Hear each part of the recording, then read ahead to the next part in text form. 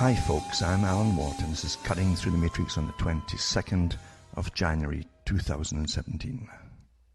Well, now Donald Trump is the president of the US, and that really was how it had to be, because after all, I think everyone who lived in the US, wherever they went, had a lot of people traveling across the US all the time during the electioneering, and they never saw any Hillary posters anywhere.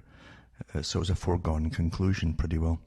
And it had to be so because no one could survive years of Hillary's voice with that authoritarian, nasty attitude that she's got, yelling at people and telling you what to do and how to think and so on. Completely totalitarian. It was just, I'm surprised her handlers let her go that far.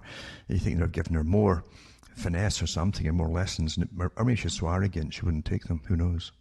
But you understand, as I've said so many times before, that there's always a ruling oligarchy above all politics, and the oligarchy gets into power those that they decide they wanted at that moment.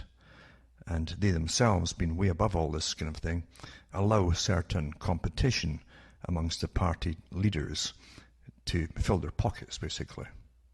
We've seen the neocons fill their pockets through all the Gulf Wars that they've had over many years. And they carried on really through the Obama period. And even now they're still consolidating their power across the Middle East for the gas, oil and all the rest of it. And it'll be interesting to see how much of the same group are running the Trump boys as well. And time will tell. But we're just little people at the bottom. And as I say, gang warfare. And it's really gang warfare. That's what political parties are at the top. Not the ones that follow them, but the ones that rule them. They're just gangs, basically. And these gangs are more sophisticated than old-type gangs. They do hire big propaganda, meaning PR corporations, to work on all the slogans and things that you pick up. But this has been quite an amazing one, really, with a good reality show. It's a continuous reality show. Years and years of Obama and Donald Trump on his reality show TV to get you all used to the idea and used to his face and so on. And now it's a continuation of the reality show. That's what life really is right now, isn't it?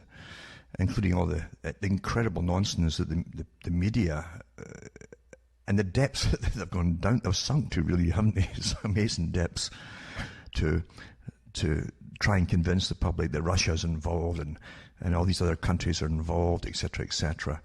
Just take away the heat from the fact that the so-called Democrats lost. And it's quite amazing to see all the big newspapers all just parroting the PR stuff. And that's a point of propaganda. It's not a matter of those who parrot it in the upper party believing it themselves. They don't believe it any more than they believed in weapons of mass destruction, but they must all parrot the same thing all the time. And down the bottom, the sheep, as Orwell had it in Animal Farm, will all shout the same thing, 4 lines good, 2 lines bad. And it's quite amazing to watch all of this come into play in our lifetime, because I thought they'd be far, far more sophisticated in the basic stance of propaganda that I've used in the past, the different techniques and so on. But it is amazing, as I say, we're always having our brain worked on and prepared for the next and the next and the next big changes in the world, and how you're going to react to it through all your fiction and through your reality shows and so on. I'm quite level-headed to an extent because I don't watch television. I haven't watched television for years and years and years, and therefore I'm not getting prepared to swallow the guff, that most folk are. Because that's what the TV does for you. You don't realize you're being constantly prepared to accept stuff which you really shouldn't accept. Just like Aldous Huxley said during his interview with Mike Wallace, back in the 60s or whenever it was. And he said that there are people with techniques, he was talking about scientific techniques, who could use these, he's talking about TV and things like that, who could use these techniques to manipulate the minds of the masses, millions of people, and make them accept things that perhaps they shouldn't accept. And so it's detrimental to them. And that's what we have today. It's incredible propaganda, incredible indoctrination we have. And most of the time you're getting it, you don't even know you're getting indoctrinated. You're not sitting in a classroom with a teacher just yelling at you. you're sitting in what would be entertained most of the time. At least you think you are. And you don't realise your shield is down, you're being indoctrinated. It's quite, very effective, very good.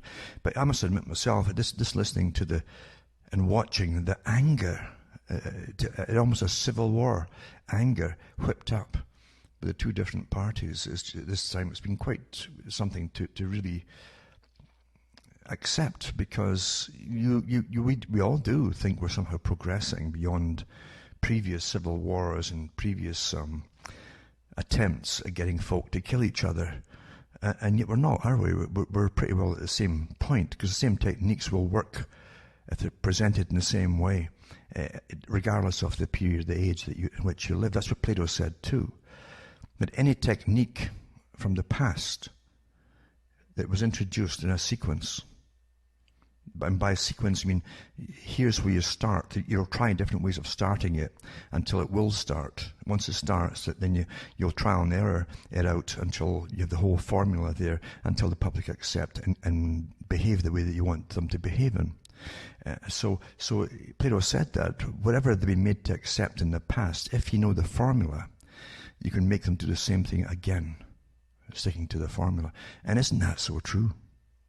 There's never been a time, I think, in my life where they're ready to kill each other in the streets. And it's so open, too, of all the external forces, that the different non-governmental organizations, big foundations, that have been out really manipulating millions of Americans' minds for reasons that those folk who are manipulated don't even understand themselves. So many players in this whole thing, which you think is just a matter of the citizenry voting for someone who presides. That's what a president is. He presides over the system of politics. And that's what they really meant by president. He wasn't someone initially who just came out and made decisions about things. He might be left to make the ultimate decisions on certain things. But most of the time he was basically to keep everything within the rule of law. And how that's all changed too. But then everything does change when those who know how to use cunning and have big plans behind them get into play and get it all working. So, as I say, what an amazing time, really, isn't it, to watch the people getting whipped up and whipped up and whipped up, and all the different people being bussed in, even the so-called illegal immigrants and so on, being bussed into different areas with different IDs to vote over and over and over again. It's like something you'd expect to happen in the 1920s, but here it is happening, in this particular century. It's quite something to watch it.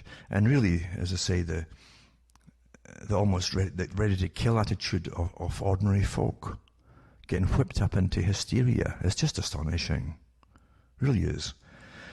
Because whenever someone offers you a savior, I always walk away and go the opposite direction. You can't have someone do and change everything for you and tuck you into bed at night and kiss you in the head and say a prayer for you. You're supposed to do all that yourself. That's what being an adult means. And only by individuals doing that can you have a just society. No one's going to come along and do it all for you. If you give away your power to do it yourself through a vote, then you also take all the consequences and the negative reactions and effects of that vote too, don't you? And sure enough, the US has been known for one thing throughout the 20th century and escalating right up to the present, and it's been war across the whole planet, war and big corporate business. Mainly the oil industries, but other corporations as well, mineral too, and so on, across the world. And it's CIA organization, which really has been a bane since it was created, because it's generally worked against the interests of the general population of the country. So that really you have too many organizations in the US. Britain's no different. Of course, Britain has its own CIA, which is called MI6, but it's got a higher one than that even too, that manages all the security systems of Britain. and it's been there for quite a long time actually. Therefore, everyone who works in the lesser organisations below it to work on a need-to-know basis, and generally they know nothing at all, they just do what they're told. But getting back to propaganda, this has been this is a showpiece we've been given to this last election. It's something which should be taught in schools, just to show you the nonsense that's been spouted out over and over. Just like weapons of mass destruction, like robots, all saying the same thing. That's how you put propaganda across. It's not necessary that those who give it to you, the politicians, believe it. They don't believe it.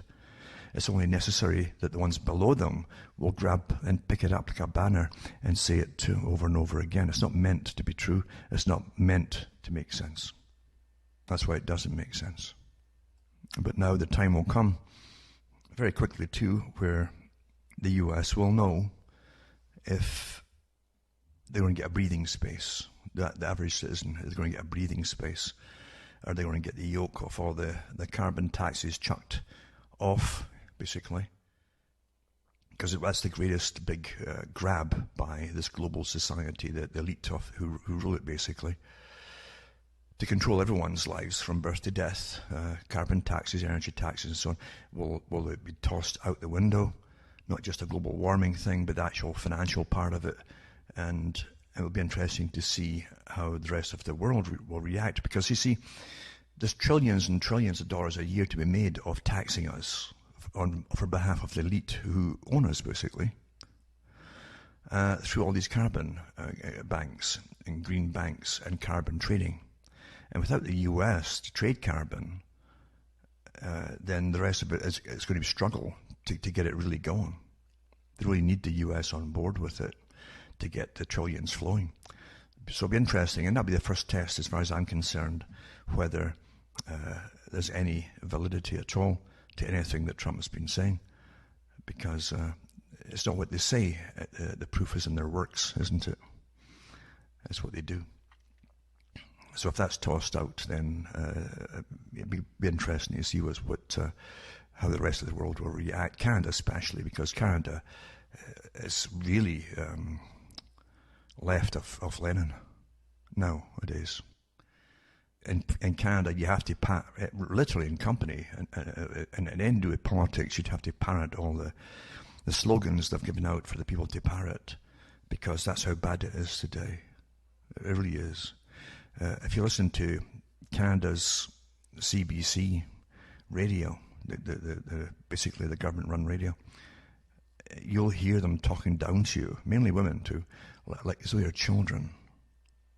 And you're naughty or you're bad if you don't go along with a certain agenda, or you don't pick up some new term that you're supposed to use instead of an old term, things like that. It's very matriarchal in a sense, reminiscent too of early school, where you'd have some, from Britain, I knew some women who had bad hair days. They'd come in and everybody in the class would get the strap, the leather strap, for nothing.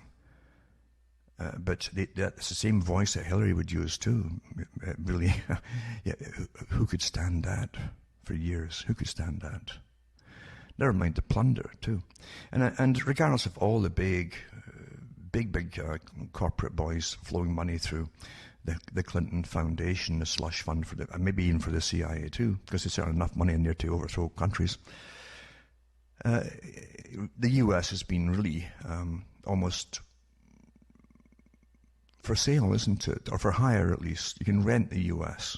You can rent the characters in politics who will then loan the money to you through the IMF and World Bank. And the citizenry of the US will pay up when you can't pay it back. You're the guarantor as a citizenry. Other countries are the same, mind you. But it'd be interesting to see if that comes to an end as well, or starts to get reduced, because it's almost been to the stage, and maybe it still is to the stage. We'll know that the US military is simply, unbeknownst to all the ones who do the fighting, they're for hire by much bigger forces. When you stop questioning things, you're basically saying, use me. because that's the world. The world's a nasty place, you know. There's a lot of nice folk in the world, but those who seek power by tradition are always nasty. And those who seek power, even in small areas of your life, are generally nasty. Those who aren't in a profession to seek power are generally the best people to have. It's like leaders, and historians generally say that the best leaders in history were ones who simply stepped in during a crisis period, and they didn't want the positions. They stepped in unwillingly, but they did the job, did it well, and then got out once it was over. They didn't seek those positions. People who seek positions of power are very dangerous people.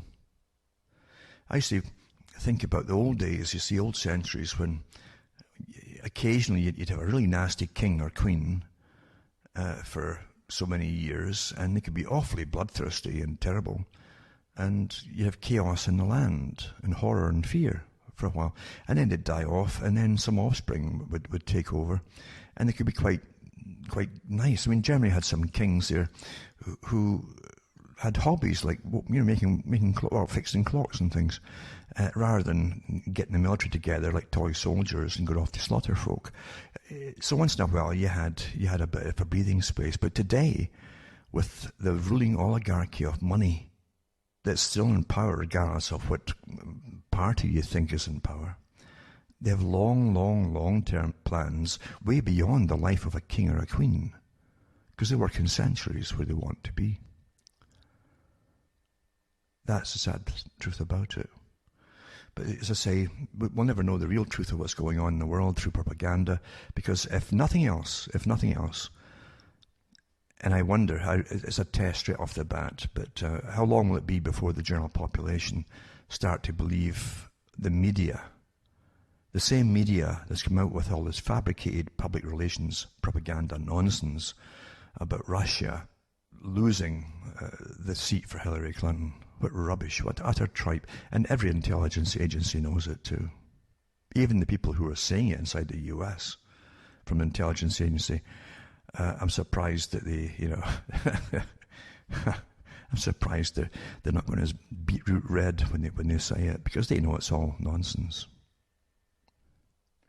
So let's just all wait and see what happens in the next year or whatever. But wars will go on, and the big corporations that are behind a lot of wars will continue doing them, of course, and we'll continue to pay for them. That's how things really are in the world. But I'll put up some articles tonight too. I should remember as well, by the way, before I forget, that for those who donate, you can maybe help me tick along here, because a lot of folk just drop off all through Christmas and through January and all that kind of thing. And I always forget to mention it as well. But you can always go into the website cuttingthroughthematrix.com, and when you're there, look at all the other websites I have. The official websites are listed on my site. Take note of them, because I am getting some hassles and problems with the Yahoo ones right now. And I may or may not be able to upload easily. I had a heck of a time last time. It took me 12 hours. I had a good 12 hours to get one site up. And I had some kind of block on me, my own site. So that's how things really work. The word gets put out very simply to hassle you if you're not on board with whatever it happens to be on behalf of the big boys. It's very simple, isn't it? Or else your server will start giving you hassles and things like that. That's the way things really work in the world. And look at, as I said, go back to this almost civil war where they're ready to slaughter each other in the streets in the US for elections. And you can see how easy it is for the big boys to get people to cooperate and just hassle people who are a bit of a nuisance, just trying to do their everyday work or whatever it happens to be. Go back to the official websites I have at cuttingthroughmatrix.com. There's also net, another one's there too. And you can always get me that way too if you can't get through the yahoo.com. Because, as I say, it's best to always take note of them. I can't very well tell you if they just cut me all off to where to go. So I'm telling you now. Now, drilling for oil in the Israeli-occupied region of Syria's Golan Heights, a violation of international law. That was global research. Again, remember, global research too always comes from the left-wing side of things. And left-wing to me, I've seen enough left-wing, the way it's been presented across the world for my whole life, to last many, many lifetimes, because it's pretty disgusting. It's just disgusting. I've seen it too with Obama's group and all the other forces that get in on the act, of course. And people were sick of it too. That's another reason too that the folk didn't want the same bunch in with a different face, because they're enough of Obama. They're enough of the outside manipulations within the US with the big boys, Soros and so on. They're enough, and it would just continue under the next one, as we well know. So that was another reason why Trump has got in. And as I say, it's just gangs at the top who are competing for power. All they need you for is to vote for them, really. You know. Anyway, it says Israel's occupation of the Golan Heights region violates international law. Thus, Israeli permits granting AFEC the ostensible right to perform exploratory tests of a possible large reservoir of natural gas and light oil is also illegal. But in a world where big oil remains powerful enough to drive foreign policy of the US empire, this direct violation of the Geneva Convention might not even be worthy of a footnote except to the people of Syria. So it's about other things that are happening with oil and gas. And what we do know is that that Trump has given Israel rather large promises, of course, to go ahead and do what they want to do. That's the way the world is, isn't it? Yeah. All you can really say in this world is you should be kind of glad you're living in countries, isn't this an awful thing to say, where you have some power in your countries, even when your countries are behind helping other nations destroy smaller nations and plunder them. Imagine being born in some of these Middle Eastern countries and growing up there, hey, over the last 20 or 25 years, 30 years. Really, you know. But it says here that in addition to the eyebrow-raising cabal of Etam, Murdoch, Cheney and Rothschild, Genie Oil and Gas appointed new members to the Strategic Advisory Board last September, including Dr. Lauren Summers, sitting First Secretary of the Treasury under President Clinton and Director of the National Economic Council under President Obama, former Louisiana Senator Mary Landrieu, who is credited with helping pass the U.S.-Israel Energy Cooperation Bill while she chaired the Senate Committee on Energy and Natural Resources. They all use the government like a personal business, don't they? They really do. Come on, they do. That's what this is. This is a former governor of New Mexico, Bill Richardson, who became an energy insider after serving as the Clinton administration's energy secretary, and a former director of Central Intelligence, R. James Woolsey, who co-founded the U.S. Energy Security Council. At stake is a 153 square mile region in the Golan Heights, demarcated by Israeli authorities as exclusive territory for AFEC, was the corporation to perform exploratory testing, which began in 2015 and through April 2017, and so on. It's just business as usual, really, but that's what gets me.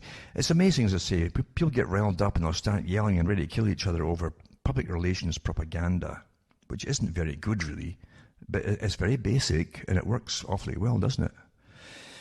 And yet they get stuff like this, where you've got all these characters in government, from one government to the next government, doesn't make any difference, who just use your armies and your military and your money, your tax money, and which clears the way for them to eventually have a corporation move in, and then they sit for the rest of their life on this padded chair of petrodollars or oil or gas, you know. You pay for it all. And there's no comeback on that. Like, it's okay. It's okay to privately use and privately be in cahoots with other nations, wars and so on, or even doing the wars for them, and getting big payoffs in the open like this. It's amazing to me. It really is. And if the public accept it, which obviously they do, then really we do accept any nasty stuff that comes down the pike to us as well. Because for every action is an equal and opposite reaction. I've said that since the 90s. Yeah. Anyway, I'll put this link up too for anybody who's really interested in it. And we shall see. And then you have this one, which is Strategic Advisory Board. That's of Genie Oil and Gas. Advises management on strategic, financial, operational and public policy matters. I'll put that up too with a list of all the names in it that I've just read. Michael Steinhardt, Chairman. Richard Cheney, naturally. But they've had some career, the Cheneys. Mary Landrieu, Rupert Murdoch, naturally. Bill Richardson, Jacob Rothschild, OMGB, Dr. Lawrence Summers, and James Woolsey. That's their payoffs. Some of their payoffs. Probably won't be all, of course, but that's some payoffs to some of the politicians for sure. And then you get this article here. In Canada now, that they've got the great scam of carbon taxes, and without even telling the public where it goes, or no, it doesn't matter. It says, doesn't seem right. Funeral home overcharges grieving families for cremation carbon tax. Ed Connon says he was disturbed to see a $100 carbon tax on the bill for his mother's cremation last week. Both families complained to the business Alternatives Funeral and Cremation Services Airdrie just outside Calgary, were I guess the ones behind it all. It says the $100 fee was handwritten on Ed Connor's bill when he paid to cremate his 93-year-old mother, Margaret Connon, who died January 7th. The funeral home staff had no explanation for him. The only thing they could do is go public. And already, you see, the government's used the excuses, well, we can't do anything about it, and it's not our fault, and yada, yada, yada. Because there must be, this whole carbon tax is to control everybody on the planet, from birth to death, right down to how many are going to die in the winters because they can't heat themselves. And I'm not kidding you there. That's what it's all meant to do. It's all in the open now. They don't care. And so it's bad enough when you die. Now, after you're dead, they want you to still make money off you. And again, there's no outcry from the public. There's no outcry. This is a badly written article too, but regardless of the fact, as it says, they got some kind of double check done or something, and the company said they were off by a decimal point, so they brought it down to about I don't know, $10 or something, $10.09. I like the 9 cents part, eh? Anyway, there's going to be an awful lot about this kind of stuff, and of course there'll be a lot of pockets and businesses like this that'll pad their pockets, because the public don't know any better. They'll just pay what they're told when they're grieving. That's generally when they hit them for even cancer charities and things. It's when they're grieving at the cremation place, But just carbon. I wonder if they can charge nature for carbon for all the volcanoes and so on, and for the forest fires that start naturally and always have since time immemorial. But no, it's got nothing to do with that. It's all to do with control, although many folk will certainly pad their pockets with it. The system is corrupt, you understand, and human nature is corrupt. And it's always a battle to stay non-corrupted, isn't it? And the more atheistic a system you go into, the more corrupt you'll find it's going to become. That's one thing that Peter Hitchens, the brother of Christopher Hitchens, talked about in different talks he's given, that the terrible conditions in post-Soviet nations of folk ripping off other folk and so on, compared to countries that still had religion left. In religion, they at least help each other. They still had that humanity in them. But in the countries that were pure Soviet, where it had been knocked right out the window, basically, it's dog eat dog, everybody for themselves.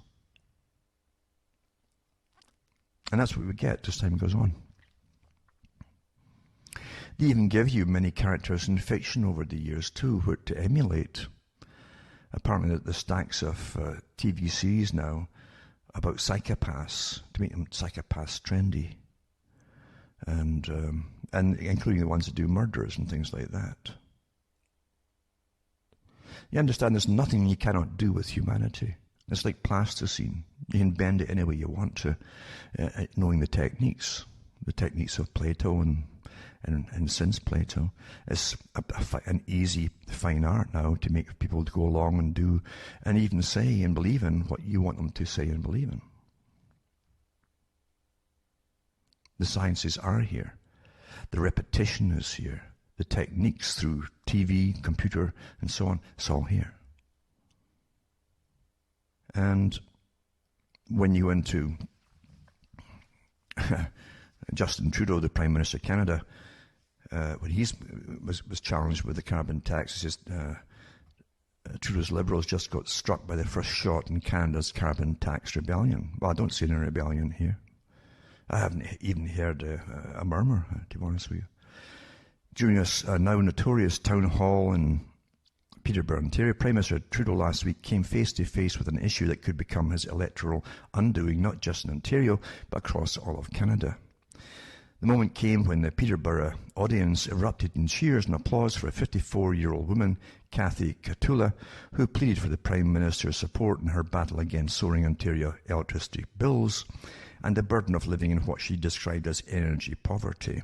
That's the term now they've been using in Britain for years, energy poverty. You've got all these laws to bring down the population too, especially once your only function is to keep paying taxes and produce. Once you get to retirement age, you're now a burden. That's what they claim from the United Nations. I've read the articles from the UN before, and that is the agenda, folks. Anyway, it says, I'm asking you, Mr. Trudeau, how do you justify to a mother of 4 children, 3 grandchildren with physical disabilities and working up to 15 hours a day, how is it justified for you to ask me to pay a carbon tax when I only have $65 left in my paycheck every 2 weeks to feed my family?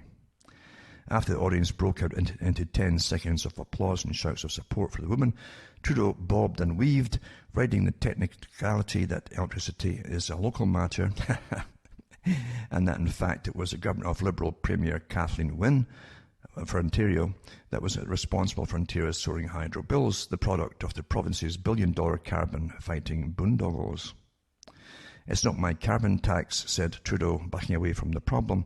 We haven't brought in any carbon tax yet, ma'am. Well, he could quite easily ban it regardless across the whole country if he wanted to. But he won't, though. It doesn't start kicking in for another few years, he says. That's from the federal level. That's technically true, but politically disingenuous. The federal government has declared its intention to have a carbon tax installed in all provinces by 2018, rising to $50 a tonne by 2020, and has praised Ontario's new cap and trade. That's them, the big boys. They're trading carbon on gasoline, natural gas and other fossil fuels for being one of the first to fulfill Ottawa's national carbon strategy. So Trudeau, sensing political trouble, essentially said that while Ottawa will impose a carbon tax and Ontario is leading the way, Ontario's carbon tax is not his problem, is what he's saying. And it says, to further muddy the issue, Trudeau said that even if it were, Ottawa's carbon tax is all for a good cause. You're making you poor for a good cause, you understand, And the ultimate objective, he said, is a total elimination of fossil fuels as a source of energy. We're in a time of transition. This is the century of transition. I've given all the talks in the past. Go into the currentlymovies.com archive section, and all the source material is there. From the United Nations and the big boys. Years of stuff there. This is the century where all this has to be accomplished. The new society, the global society, the new type of global society. A time of transition. The world is moving off of fossil fuels, he says. What do you mean the world? The world is not a living thing as we are, you see. It's a different thing. It's a thing with living things on it, even things living in the earth, and even bacteria are living in it. But the world itself, you see, that's the whole thing. It's trying to say that we are the world. No, we're not the world. We're people here. And we all live on the world. That's where we happen to be standing. But to pay money to the world, well, what is the world? Has it got a bank, the World Bank here? Is that what it is? There's some kind of creatures coming from the pit way down below, coming up to grab the cash and run off with it? What rubbish. No, the money's going into the pockets of the big boys so as they can gamble it on a new stock market. Beautiful, isn't it? Trading billions of tons of nothing. Nothing. And it says, furthermore, even though his government has such a carbon tax in mind, or were to force the imposition of such a carbon tax, the money collected would stay in the provinces, not one. He didn't mention the federal sales tax on the carbon taxes that would send money to Ottawa. Trudeau later bestowed one of his trademark hugs on Kathy Katula, but it's unlikely many of the Peterborough Town Hall are watching the event unfold in their TV and social media feeds, accepted the Prime Minister's circular attempts to disentangle himself from his own policies. This is just the beginning of Canada's carbon tax mayhem. In the wake of the Peterborough Town Hall, the Prime Minister and his Liberal staffers would do well to assume that they were witnessing an opening skirmish in what threatens to become a prolonged political battle over carbon taxation, a policy the Prime Minister now owns as his personal crusade. Well, it's up to the public to say no. Tell these servants, these public servants, that we're fed up with taxes and get this yoke off of our necks. We don't want it. We want to heat ourselves the way we can survive and heat ourselves without having to worry about starvation at the same time by paying all these taxes. And we don't want to be controlled by more and more cancerous government agencies, because that's what they are. They grow until they strangle the body of society. Now, you should remember, too, that if people don't speak out, and this is what the big boys always do, they put a few cents on whatever it is they're going to tax. Not much that you'll really murmur much about, you see. And after about a year, you'll accept it, and then they'll jack it up again, big time, and more and more and more until getting it doubled or tripled every so often is quite normal. You got to nip every cancer in the bud. That's why they always cut out at the start, you see. And if you do that, then you won't have the problems down the road. If you allow this into your life, you're going to have a new bureaucratic inspection unit coming around to check your home for heating and all the rest of it, to give you fines. If there's any heat loss, it's all part of the same big con game of how you live and what you're burning for fuel. And you have the latest upgrades to the latest standards of what you're using to burn the fuel, yada, yada, yada. And for the corporations, fantastic. For you, you're going into utter Stone Age poverty. And even the Stone Age man could heat himself with wood without taxation coming along. You better think about it, because I'm not kidding you. This is the greatest con. And I've read all the articles over years from the top players, including politicians and government, who talk about it being a con, but it doesn't matter. They say it's for a good cause to help the poor countries across the world. Well, it won't go to the poor countries across the world. You know that. It's going to go into the big corporate pockets. We live in a very corrupt system. Very corrupt. And it just gets worse and worse the more you shut up about it. It's time you said, no, that's enough. That's enough. You have the right to say that. No, that's enough.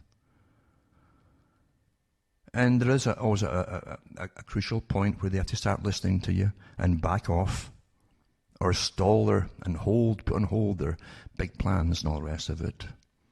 Then they go to work again, trying to get you to go back to sleep, and then they bring you back in again. You got to keep at it. That's what it's all about. Eternal vigilance, they always said. And it's true. They're saying too, evil never sleeps, never sleeps. There are think tanks working on how to con you in 1,000 different ways all the time.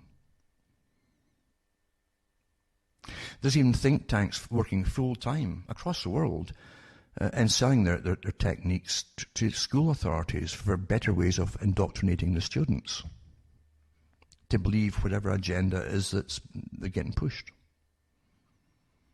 And you've got all the neuroscientists working on better ways to manipulate the public from school to school and past school into the domestic life and so on, and how to make them docile, contented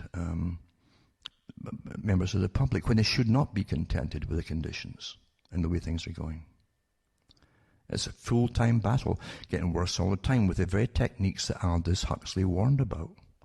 Scientific techniques used all the time. What's your government doing? Hiring all these psychologists and behaviorists and neuroscientists in order to control you? Is that what government's all about? Isn't government supposed to be responsible to you? Instead of making sure that they're never going to be responsible to you. But it's time the public really, really started right now, because it's going to get worse and worse and worse. And I'm telling you another thing too, when they come out with the inevitable, well, we'll give certain subsidies to certain families who can't afford it. More forms for everybody to fill in and feel degraded about having to fill in forms to get a supplemental allowance from the government, blah, blah. No, just don't bother putting the taxes on in the first place, then we won't have that problem.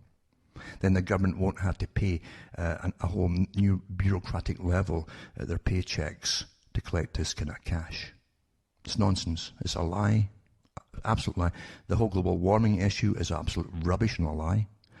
Carbon dioxide is a trace gas. It's always been here. If it wasn't here, we'd all be dead. And everything on the planet would be dead. And they're going to tax you on it because you breathe it out. And it's different from carbon monoxide, remember. And they've confused the public so much you think it's all the same thing they're talking about here.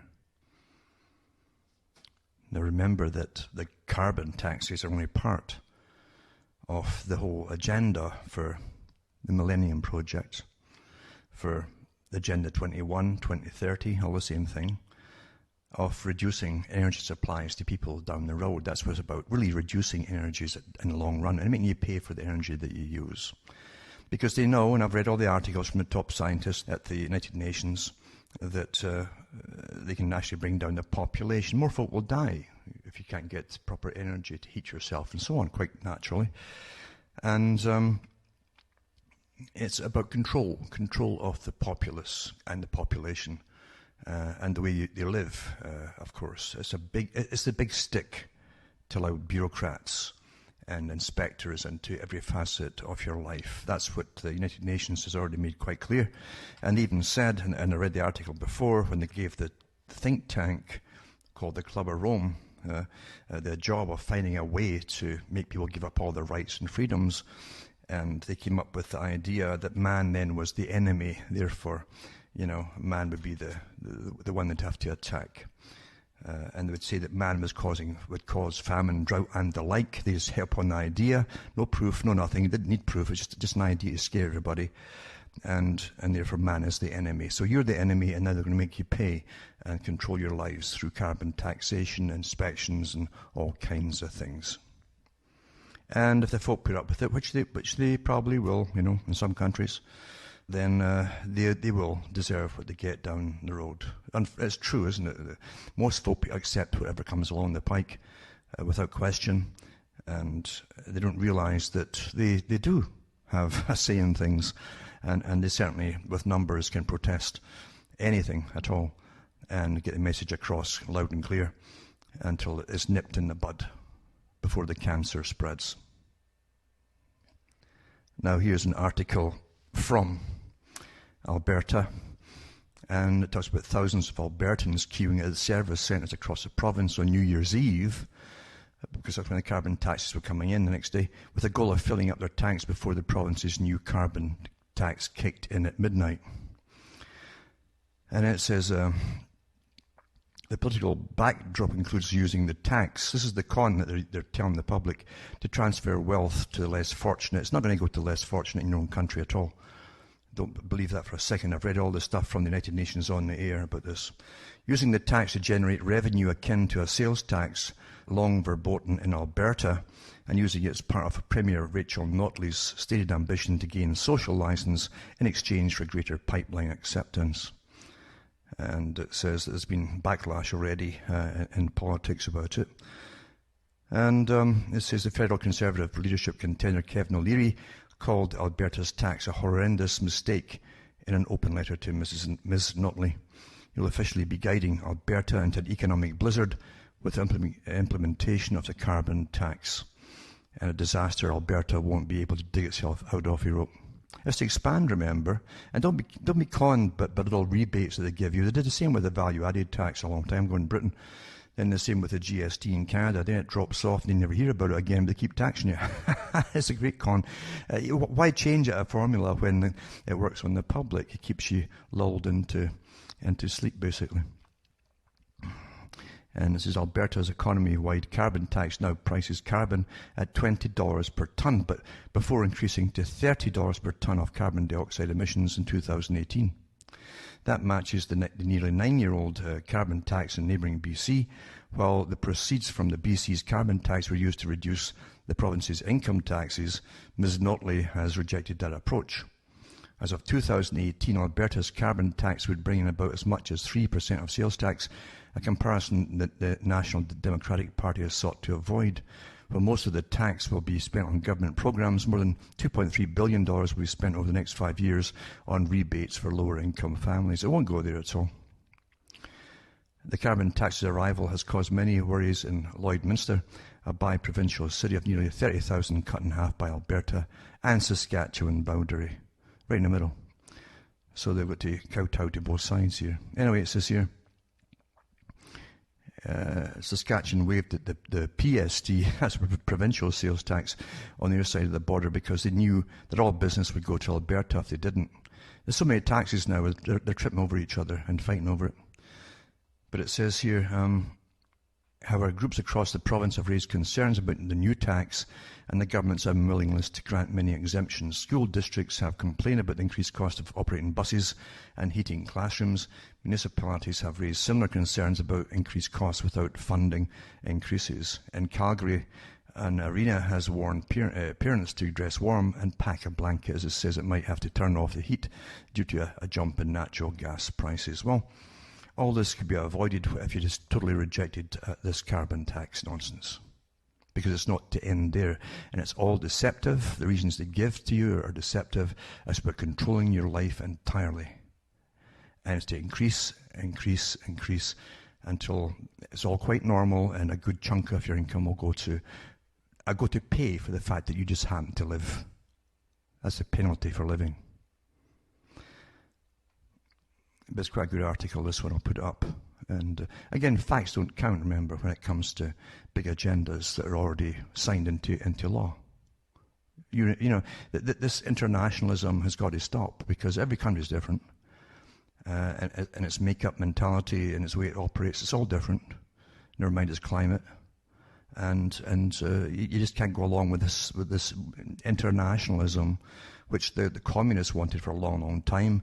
And really those big, massive corporations that run the communism, because there are corporations above it, of course, naturally, they'll run both sides of it, in fact. Whichever suits them most of the time is the one that they'll actually choose.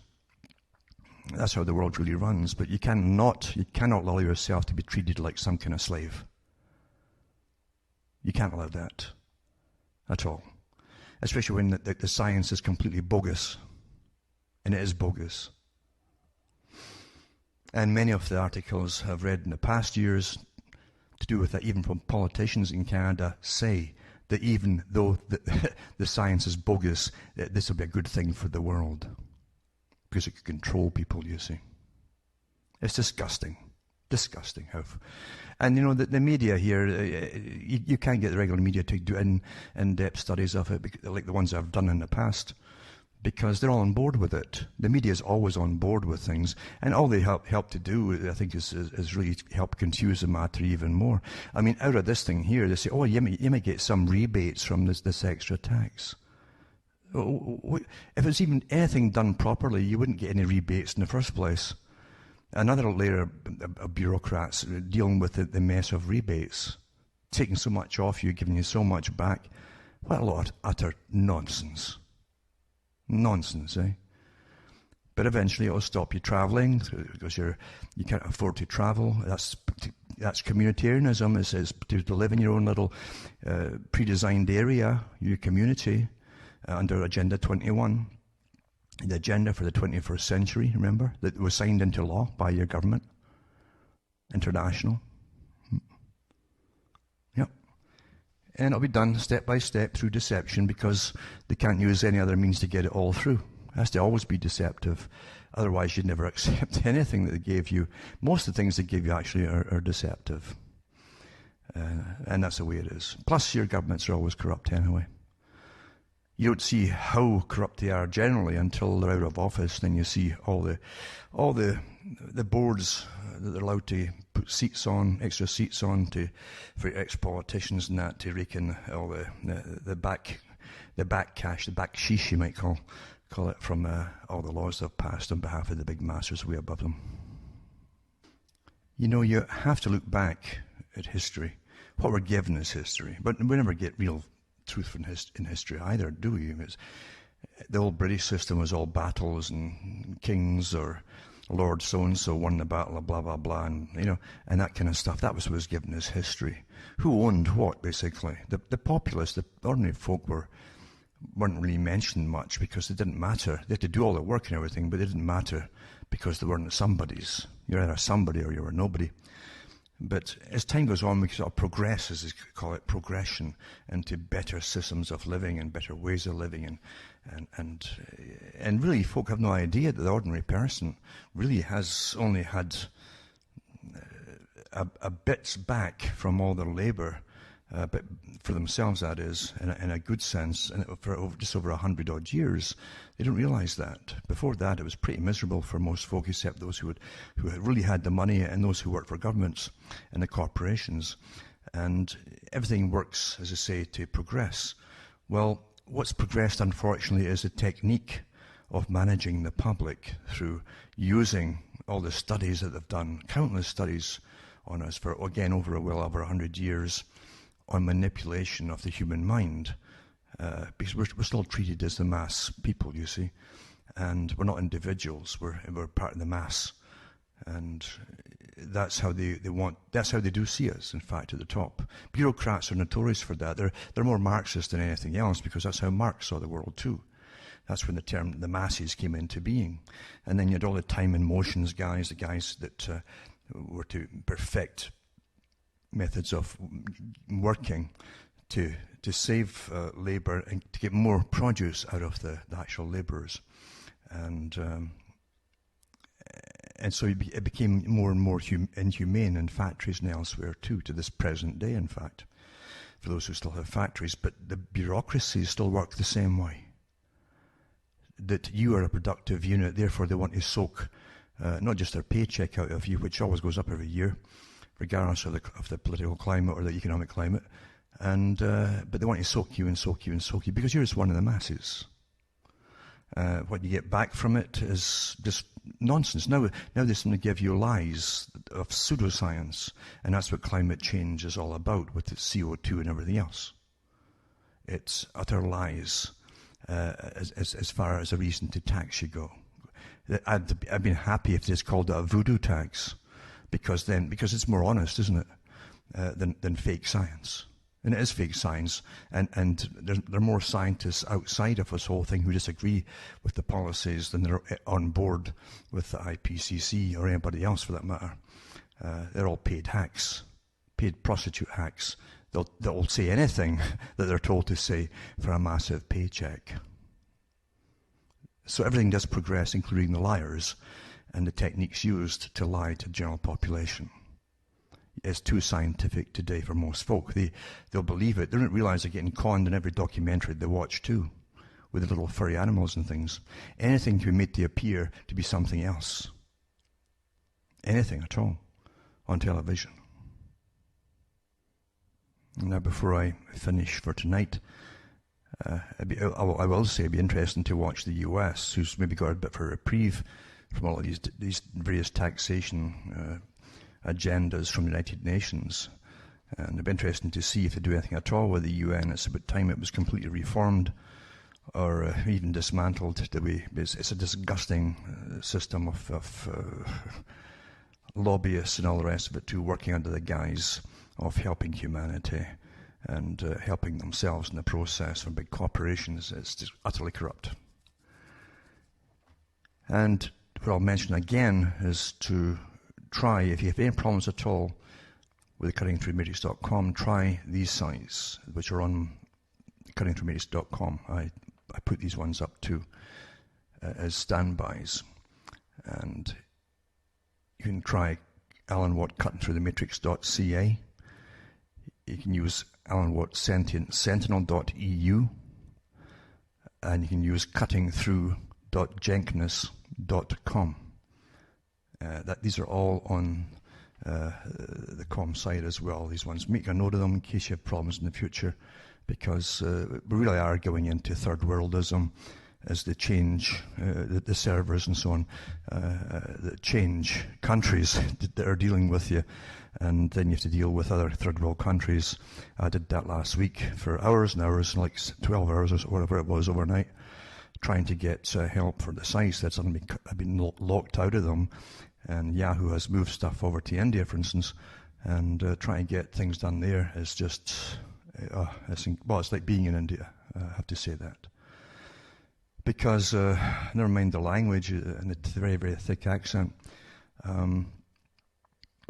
it's a different mentality in different countries. And it's not putting anybody down, it's just there are different ways of thinking and doing and so on. And that's the way it is.